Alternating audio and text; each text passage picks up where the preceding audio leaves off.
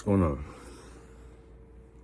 How y'all doing? This is my fourth video out of what would have been my seven video series. But I've been talking with God, and He's been giving me revelation on certain things, and I'm actually gonna make this a 5-video series. And I'll explain in this video why.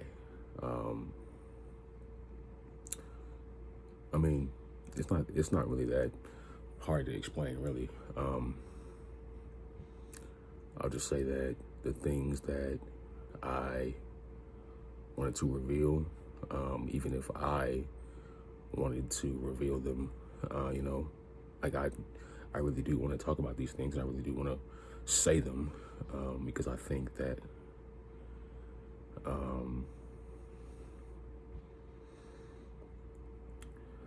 just me personally, I want to be a man of integrity and a man of honesty, and just say things that have been on my heart that I've been dealing with that affect the world around me. However,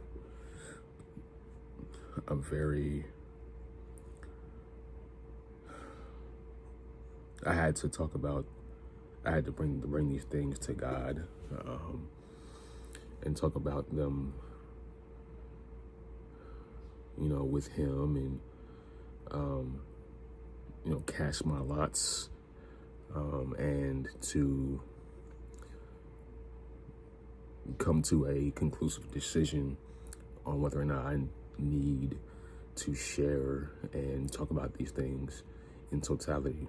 And as much as I want to, as much as I really, really think that I should, He's revealed to me that I shouldn't. And I'm not completely sure why. I'm not gonna sit here and say that I know everything, or that I am just the guru of knowing what to do and what to say and what not to say. But I do think that God has given me a certain amount of discernment and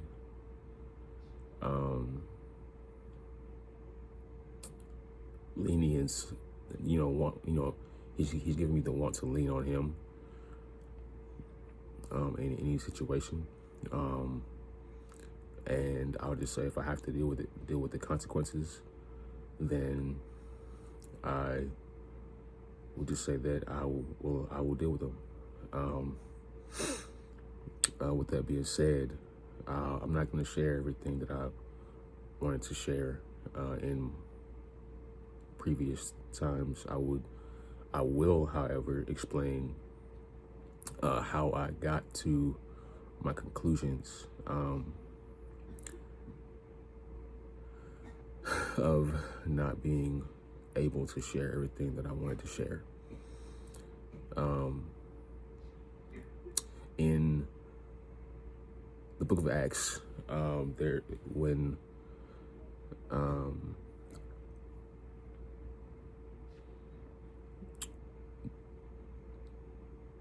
the apostles needed to choose another disciple to be considered an apostle, right? They cast lots.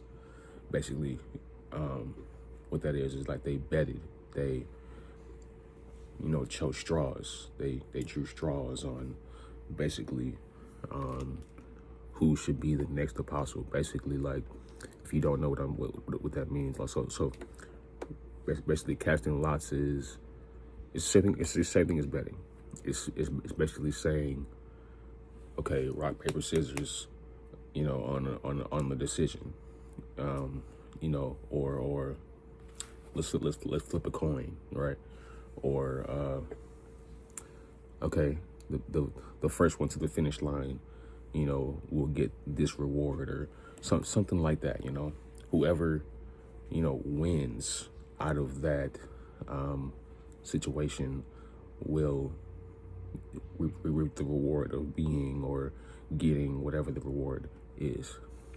In that case, it was the title of apostleship.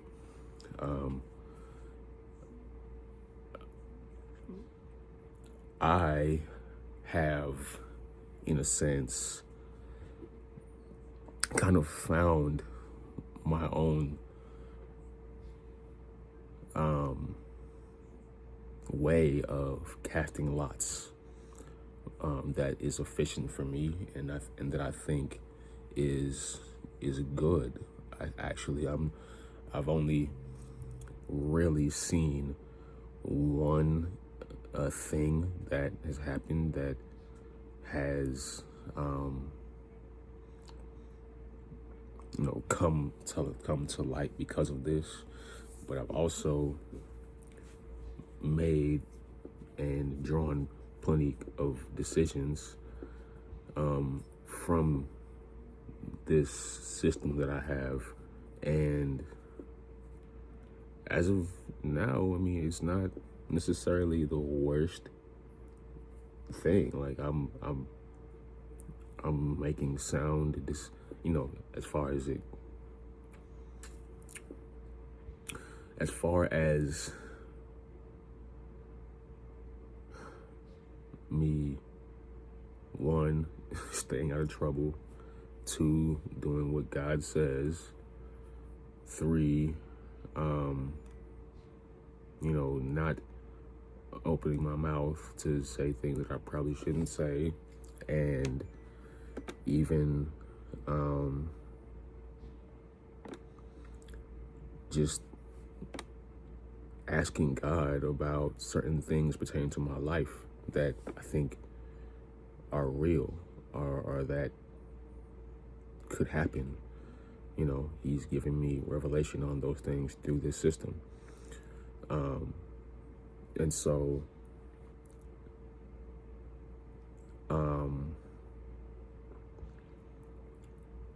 no, I'm not gonna sit here and say that this is, 'cause I don't know everything.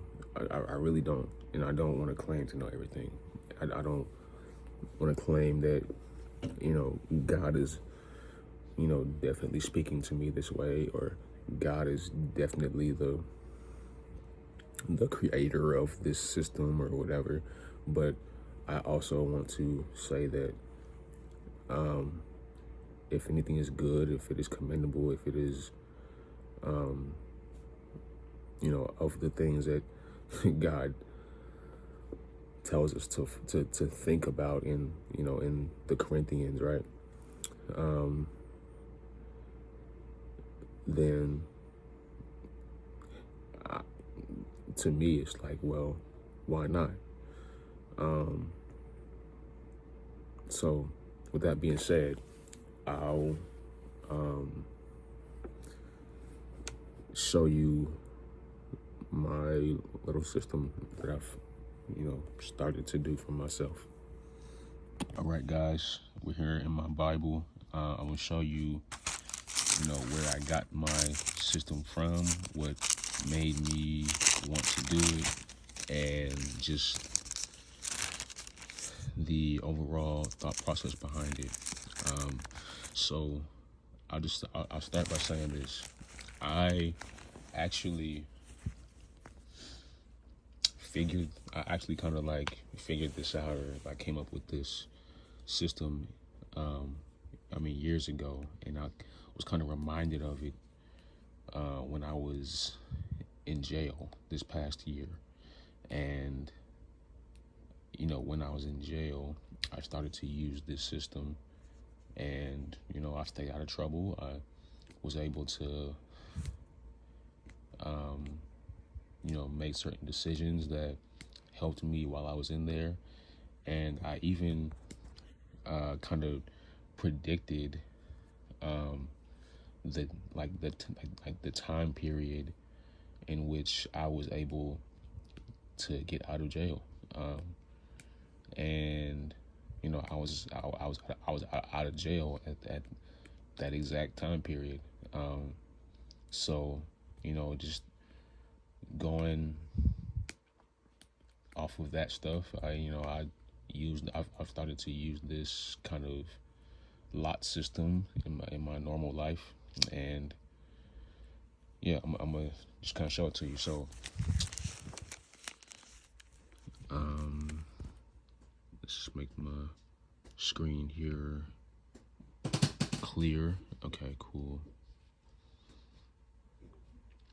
So, this is Genesis 1, where it talks about the creation of the days, the first day, second day, third day, fourth day, fifth day, and so on. This system, I get this system actually from the creation of the third, fourth, fifth, sixth, and seventh day. I'll just say this. I'll just read it. I'll start at at verse 11 right here. It says, and God said, let the earth sprout vegetation, plants yielding seed, and fruit, seeds bearing fruit, in which is their seed, each according to its kind, on the earth. And it was so. The earth brought forth vegetation, plants yielding seed according to their own kinds, and trees bearing fruit, in which is their seed, each according to its kind. And God saw that it was good. And there was evening, and there was morning, the third day. So we see that, right? That's something that if you've been in church or been around the church for any amount of time, you've read Genesis, or you've come across it at some point, and you've at least heard about the creation of the creation of what happened on each of the days that God I'm sorry, let me get my words right. You've at least heard of what happened on each day when God created the earth, or created everything. And it just so happens that on the third day, God created vegetation and fruit and plants for the first time. But something very unique about the third day also is that for the first time, life is actually created. On the second day, we see that, let me see. On the second day, God created the expanse. It's called heaven, right? And he separated the waters that were under the expanse. He created, the midst of the waters, and he created like separation between waters. We can look at that and think about that as the atmosphere, or the different forms of of chemicals in the solar system or universe. So compounds and molecules and different things like that were created. On the first day, God created light, and the day and the night system. So day and night was created on the first day. Waters and heavens were made on the second day. Vegetation and fruit and stuff like that was made on the third day. Not only so on the first and second day, there is opportunity for life to happen, right? But on the third day, life actually happens. Opportunity is able to happen after the second day, but life actually happens on the third day. And so I started to kind of think about that, And so I started to kind of think about that, and I was like, wow, so if life was created on the third day, right? What if the reason why we in the world think of the number three as so lucky, right? Or because of the reason why the number three is such a ideal number, right? For stuff like we have lucky number three, like a lucky number seven, lucky number 13, whatever, stuff like that. What if one of the reasons why we consider three to be a good number in our society and in the world is because of this right here? Life happened on the third day of of the creation. And so when I thought about that, I was like, wow, that's pretty profound.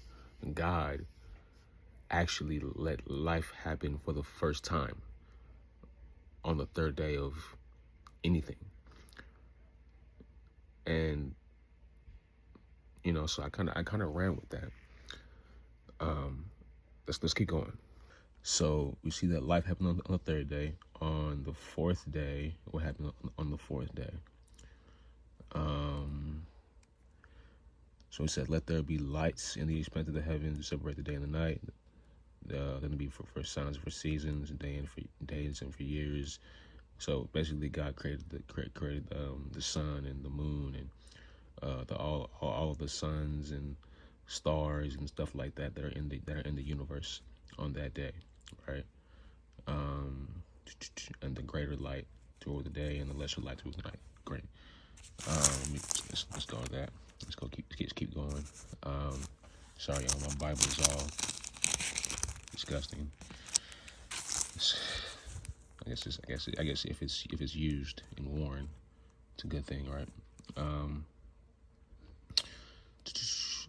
So yeah, God created like the stars and stuff like that, and He put them in the heavens.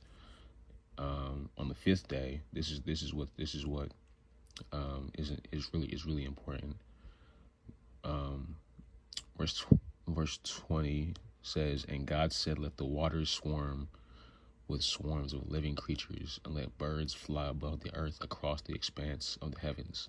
So God created the great sea creatures and every living creature that moves, with which the waters swarm according to their kinds, and every winged bird according to its kind. And God saw that it was good, and God blessed them, saying, "Be fruitful and multiply, and fill the waters in the seas, and let the birds multiply on the earth."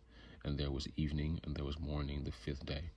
So we see on the fifth day that not only was life created, but a succession of life was now not only expounded upon, but now life can be created from life. There's a succession of life. Animals are made, and now they can now not only can they thrive off of the earth, and they got waters, they got vegetation and stuff like that to eat. They have the sun and all and the moon and stuff like that for seasons and for their vitamin D, right? I'm just playing. Well, technically I'm being serious, but anyways, there's an expounded element of life. Life was created on the third day. On the fifth day, life is now expounded upon. Life is now taken to like a second degree almost, or I shouldn't even say that. Life is now successfully able to thrive, if that makes sense. Not just in the form of the plants, but in the form of the animals. In the animals, there is, you know, a I can't necessarily just put it all into words, but like with the animals being on the earth, there is now I'll just say there is a succession of life. There's like life is now successfully able to thrive. Because I mean, the world, if we're being honest, the world needs animals. Plants and stuff like that. They need animals. The air we breathe, the carbon dioxide, they need it. The oxygen they give off, we need it. Animals need it. Even our poop, we use it for manure and stuff like that. Like the plants, they degrade it and use it for fertilizer. So there's this, for the first time, there's this system of life that can for the first time on the fifth day be expounded upon and thrive and can successfully happen and can work together for good for the first time on the fifth day. And that was something that I picked up on, on when I was thinking about these things. So let's keep going. And God said, let the earth bring forth living creatures according to its kind. This is verse 24. Livestock and creeping things and beasts of the earth according to their kinds. And it was so. And God made the beasts of the earth according to their kinds, and the livestock according to their kinds, and everything that creeps on the ground according to its kind. And God saw that it was good. Verse 20. What is it? Verse 26. Then God said, let us make man in our image, after our likeness, and let them have dominion over the fish of the sea, and over the birds of the heavens, and over the livestock, and over all of the earth, and over every creeping thing that creeps on the earth. So God created man in his own image. In the image of God, he created him. Male and female, he created them. And God blessed them, and God said to them, be fruitful and multiply, and fill the earth and subdue it, and have dominion over the fish of the sea, and over the birds of the heavens, and over every living thing that moves on the earth. And God said, behold, I have given you every plant yielding seed that is on the face of all the earth, and every tree with seed in its fruit, you shall have them for food. And to every beast of the earth, and to every bird of the heavens, and to everything that creeps on the earth, everything that has breath of life, I have given every green plant for food. And it was so. And God saw everything, that has been made, and behold, it was very good. And there was evening, and there was morning, the sixth day. It didn't have anything to do with my system in which I've been doing things, but I wanted to point that out because 6 is a powerful number. 6 is a number that, well, in terms of creation, I should say, the number 6 is associated with the sixth day in which man and woman was first created. So I mean, I just in me creating this system, it has led me to think about just different things to pertain to numbers and numerical values that are evident in the Bible, or that are evident in just different things in the Word that we pick up on. So it led me to think that the number 6 is important to the value of man, or the creation of man. I'm not necessarily sure how, but it is, because that's if it's only valuable in the fact that man was created on the sixth day, then hey, that's what it is. But it's okay. It's good to keep an open mind on things. So yeah, actually, I'm gonna point out the seventh day and God and what God did on the seventh day. Chapter 2, it says, "Thus the heavens and the earth were finished, and all the host of them. And on the seventh day, God finished his work that he had done, and he rested on the seventh day from all his work that he had done. So God blessed the seventh day and made it holy, because on it God rested from all his work that he had done in creation." And it goes on to there, just how God gave Adam the work to to take care of and steward the animals and the earth. So God came to completion on everything on the seventh day. He rested from his work on the seventh day. He made the seventh day holy. 7 is a number of completion. 7 is a number of of rest. 7 is a number of I don't want to say power, but blessing, I should say. So specifically the numbers 3, 5, and 7, right? 3 being a number that has to do with life, right? Or the bringing forth of life, right? 5 being a number of expounding on something, or succession, right? Or being able to bring forth more than just life, but to be able to expound and successfully thrive, right? And 7 being a number of completion, or a number of, I'm looking at that and it looks terrible, Jesus. But anyways, a 7 being a number of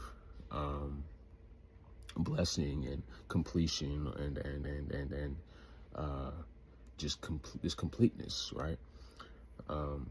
I took those 3 numbers when I was incarcerated, or really back when I thought about this stuff, but but specifically when I was incarcerated, I took those 3 numbers and I made a system of basically a card game of me playing solitaire.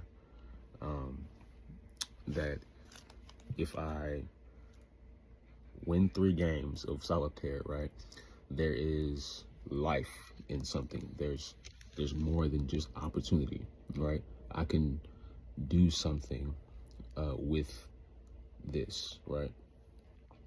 If I, or this is pertaining to a certain decision or outcome that is in my life, right? So if I win 3 games on this, right, or on this decision, or on this thing that I am thinking about, right? Let's just say that my decision or thing that I have to do, right? Let's just say that my decision is for me to go to the store today, right? Basically, and of course, you should use your own discretion on any decision, right? But this is just me being honest about, how I came to my conclusion as far as my decisions, for me to not share everything that I was going to share. If I had won 3 games, there was life in me. There's opportunity for life. in me sharing whatever. Or I'm sorry, the decision was for me to go to the store. If I won 3 games, there was life in me going to the store. If I won 5 games, there's succession in me going to the store. If I actually no, I'm tripping. I'm tripping. I'm tripping.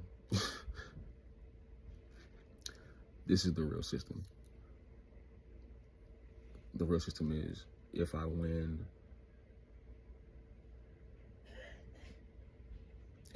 I'm sorry, because I'm explaining it wrong. The real system is if I win 2 out of 3 games, then there's possibility for life in me doing that decision. Because 3 is a number of life. So if I win 2 out of 3, then there's opportunity for life in whatever I was doing.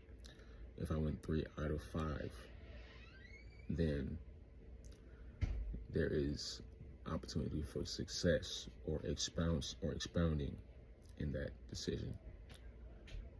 But if I win 4 out of 7 of the games, then it's actually a perfect opportunity for me to do something or to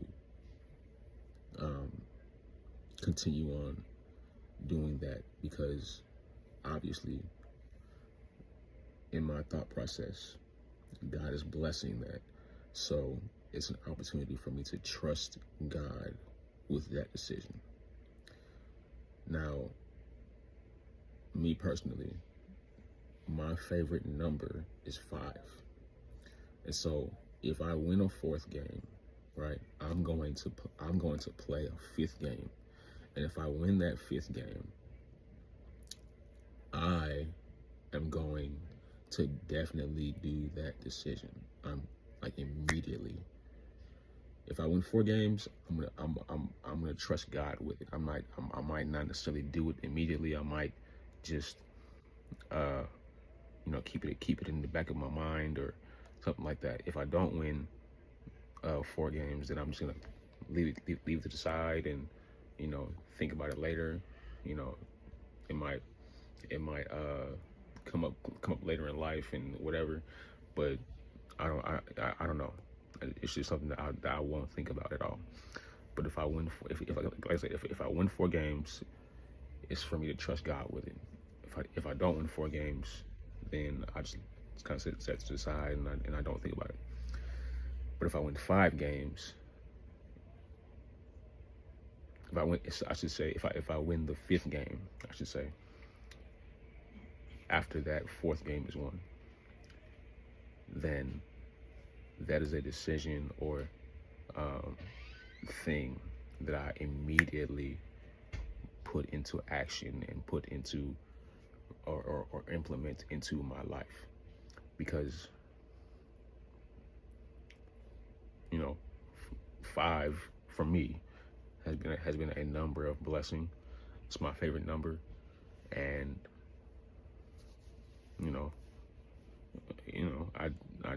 I when I was in jail, I needed something for me to help make decisions, right? And so, I kind of used that system of, okay, if I win 4 games on something, I'm gonna trust God with it. If I win 5 games on something, I'm gonna implement it into my life right then and there, or do said thing that I needed to do. If I win 3 games, and if I win 3 games or 2 games or 1 game, then it's not something that I would. There might be opportunity or life found in it, but I'm not going to pursue it or look into it or try to get it into my life right then and there. So that's really it. That's the basis of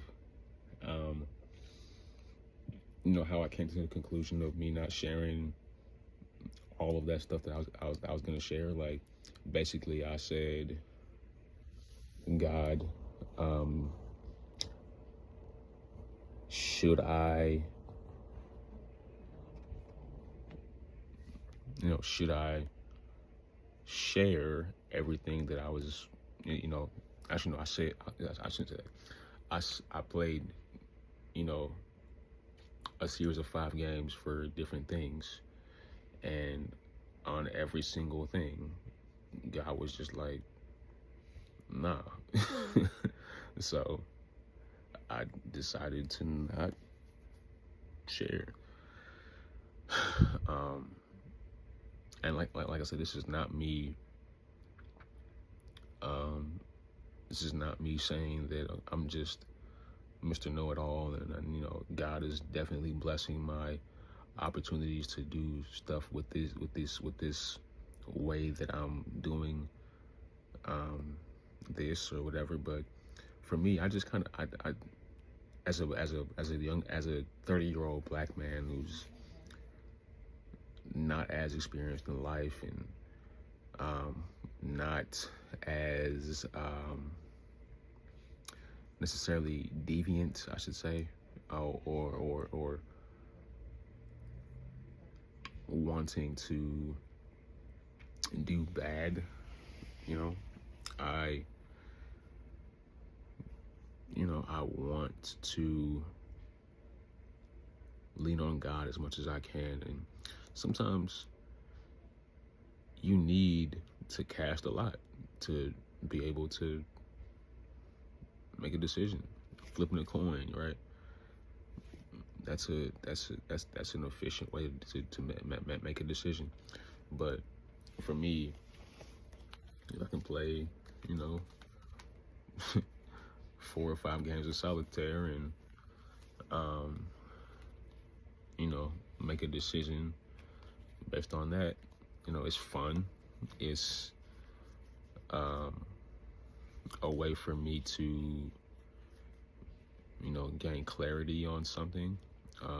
It's a way for me to put down things that probably I don't need in my life anyway, and just a way for me to think about certain things. And I in all fairness, in all genuineness, God has shown me that through doing this little 5 and 4 series games decision making thing, he's shown me things through it. And so I'll just say that I'm gonna continue to praise God through the hardest of things. And if it comes down to it, that I go through certain things and have certain consequences come down upon me because of my inability to share these things that I've talked to God about, or cast my lots about and for, then I guess I'll have to deal with that. But generally, I pray for good. I pray for the wellness of myself and the people around me, and I pray for God's glory, man. So yeah. The one thing I want to say about this is you don't have to cast lots or basically bet on your life to make decisions or to get certain outcomes. But I will say, like, we don't know everything as people, and we don't know how to go about every single decision in life. Like, there's going to be times in which you're going to have to make a decision that's risky. And for me, it's just this is a fun way to do certain things, um, to make certain risky decisions, and so far, I mean, it's been a blessing so far. So, um, yeah, I hope I explained all that right. And I haven't looked too much into the whole numerical value stuff as far as the Bible, and I'm not sure if I necessarily would think that think that what I'm doing is considered numerology. But I do think that what I do know is that the people who wrote the Bible, they did have numerical codes that were written in the original texts, and this was called Gematria. I've looked this up, and basically this was a way for the people of ancient Israel and stuff like that to basically talk to each other outside of just the Aramaic or Hebrew language,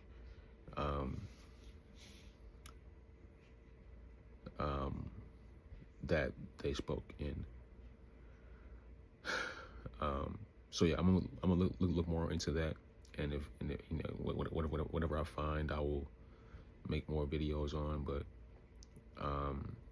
as of now, I'm just gonna stick with this, and I'll make one more video on these for this series, and I'm gonna call it a day after that. So yeah, man. I hope this was helpful. I hope this is good. It might not necessarily be it might not even be anything for you if you're watching these videos. But I will say, I praise God because I think He's faithful. I think He's good in just showing me different things. At least from what I believe He's showing me. He tells me to have faith, so that's what I'll have. Anyways, if you're watching this video, I appreciate you, and